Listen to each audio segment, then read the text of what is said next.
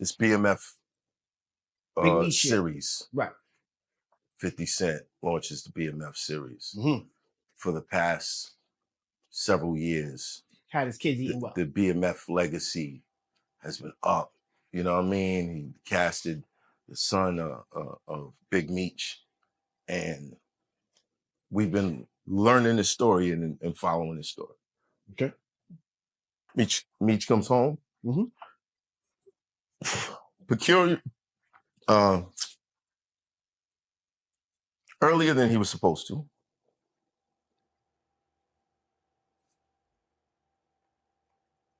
$50 Cent takes a picture with him. Ross. No, 50 took a picture first. Right? Everything's all good. Now, I've been hearing the rumblings from Blue Da Vinci, the story about Cuff, Tammy Cowan. I heard those a little bit of those. You know what I mean? Couple phone calls and, you know, people saying, yo, you should cover this. And I'm like, hip-hop isn't just about beats and bars, it's about power, reputation, and control. But when loyalty is tested, alliances shift, and hidden truths surface, the industry shakes. And right now, 50 Cent, Rick Ross, and Big Meech are at the center of a war that's rewriting hip-hop history. I want to see how this plays out. Because one thing that I've learned, and I'm not going to say for the whole industry, but they pick and choose. They pick and fucking choose. I always have one real question at the end. There will be a nigga calling my phone, asking me why I fuck with this guy when you fuck with this guy that's like 20 times worse. They pick and choose. So I'm watching this and I'm like, well, Blue Da Vinci saying this, Cuff, you know, there was a couple phone calls with his testimony, him saying how it played out. Other people that I've seen, like, not really in that circle no more. But this series is popping and he's out now. He takes a picture with 50 Cent. For years, 50 Cent held the BMF story in his hands, producing a hit TV series that glorified its legacy, casting Big Meech's son, and shaping the way the world saw the Black Mafia family. 50 had the final say on BMF's narrative, until now. Then, the unthinkable happened. Big Meech was released early from prison. The hip-hop world celebrated. But then, one picture changed everything. The image that we have of 50 Cent is that, you know, he's, you know, he was one of the... I want to hear this one. Now, I want to hear what niggas do. I want to hear this. His authenticity is unquestionable. Was unquestionable. The promotion, just the promotion alone on who he is, what he's lived through, you know, the story of, you know, his family, everything. When Big Meech posed for a photo with Rick Ross, it sent shockwaves through the industry. The streets knew that 50 and Ross were sworn enemies. To 50, Ross was a fraud, a former correctional officer who built his rap career pretending to be a drug lord. And yet, here was Big Meech, a real street legend, aligning himself with the man 50 Cent. It was effective. It was very effective. Correct. And you assumed, like, this is a nigga who has certain principles that he's just not willing to cross. Okay. But then you have Ja Rule.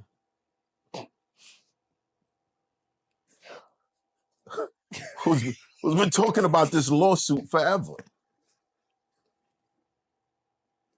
But nobody said that, right? Picking and choosing, right? Cool. Now, Meech somehow hooks up with Ross. Just like that, 50 Cent went nuclear. It wasn't just about a picture. It was about loyalty, authenticity, betrayal. 50 did what he does best. He exposed everything. Old paperwork resurfaced, names were dropped, and hidden truths were suddenly in the spotlight. But here's the real question. Why now? Takes a picture with him. And then 50 immediately goes on a tangent, exposing him. Mm-hmm. Things that I've already kind of seen, but nobody's picking up. because everybody rather welcome him home. You know what I'm saying? Now, is it a, okay, you know, this guy, he had money and power, or he did a lot of things to put people in position, because not only was there BMF, the drug organized crime faction, but there were a lot of businesses that came out of that money, and, you know, it pretty much changed the landscape of Atlanta. You know what I mean? Okay. Cent had known for years about the rumors. Blue Da Vinci, Tammy Cowan, deals being cut, whispers of informants. He had access to the same information the streets had. So if this was about exposing the truth, why did he wait until now? Simple. It wasn't about the truth, it was about power. Timing is everything in hip-hop, and 50 Cent waited until that perfect moment. The moment Big Meech stood next to Rick Ross, 50 flipped the switch, turning the tables, changing the narrative, and forcing the entire industry to pick a side.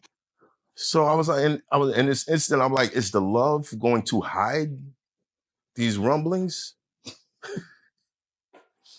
You know what I'm saying? Like, there's no one in like that. I mean, because I'm saying, because bro, I saw a lot of people welcome home, right? So I'm like, this nigga, we're talking about love and loyalty amongst crack dealers.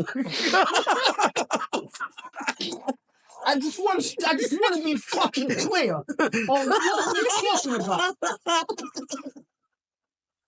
Go ahead, finish. While 50 Cent made noise, Ross stayed quiet. And if history has taught us anything, it's that sometimes silence is the deadliest weapon. Rick Ross isn't new to beef. He's survived rap wars, lawsuits, and character assassinations. But somehow, he always comes. oh man, season 3, The Godfather. So crack the 88,000 niggas mamas, but Godfather Harlem, I'm a respectable ass nigga now that I've served my 25 years from getting caught. Right. And you know what? I'm mad at this nigga because he put my kids on and kept my name alive. But when I came home, the first thing I did, or the second thing I did, was take a picture with this nigga's arch nemesis. And you know what? He's wrong. And we planned a party. And we having a party. I heard he got canceled, but I wouldn't say 50 did. No. All right. So here we go, right? Out on top.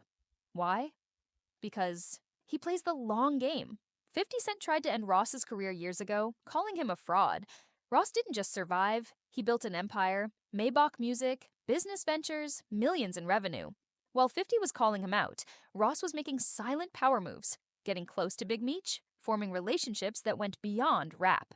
So when Meech linked with Ross...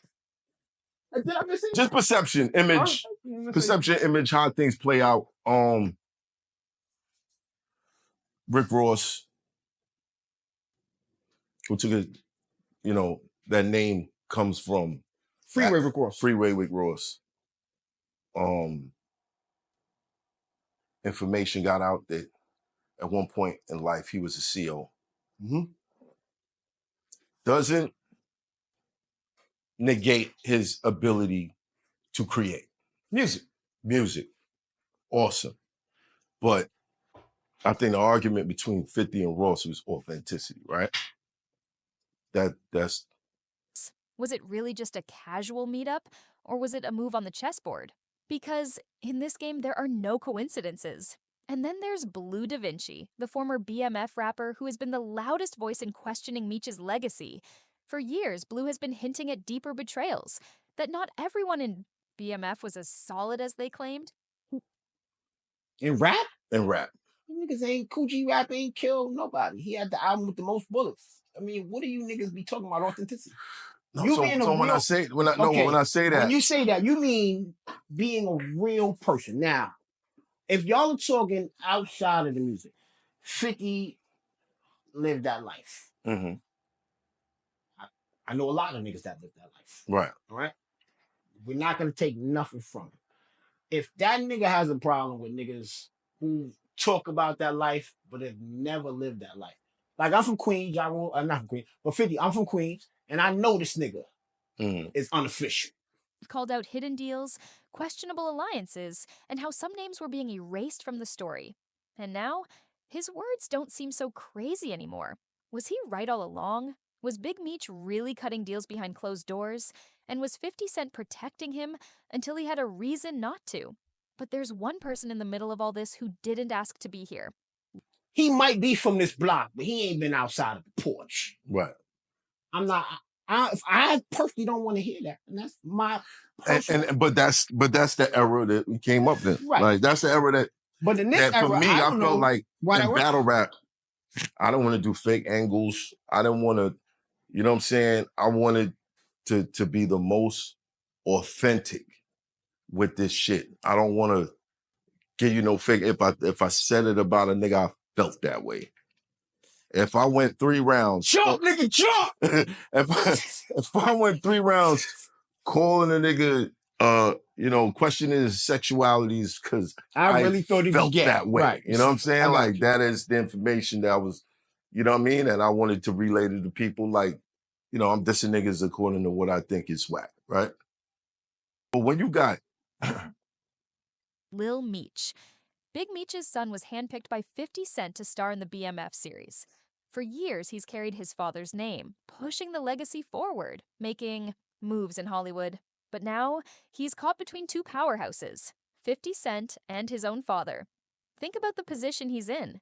50 Cent put him on, changed his life. But his father, Big Meech, is moving differently now. If he sides with 50, he risks going against his own family.